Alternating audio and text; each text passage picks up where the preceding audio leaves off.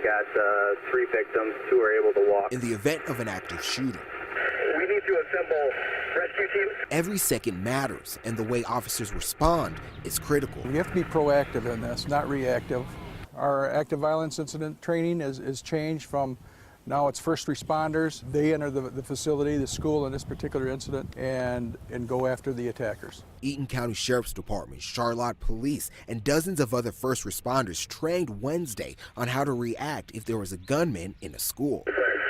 It's important that we try to make this as realistic as possible. It's going to be excellent training for not only the law enforcement and EMS, but also the faculty here at the school. Police say they shouldn't be the only ones training for an active shooter situation, that no matter how familiar you are with a store, mall, or even a school, that you should always know the fastest way out. Your awareness level is raised, you're that much more likely to be safe and be able to react quickly in the event of some type of an emergency. She says if you are in an active shooter situation, that the best thing to do, as hard as it seems, is stay calm, then try to run, hide, or fight. That's a hard thing to understand because everybody's adrenaline is rushing, but I think taking the opportunity to hide, get yourself safe, get yourself prepared to be able to find an exit, and then yourself prepared to fight if you have to. Because police aren't the only ones that need to be prepared.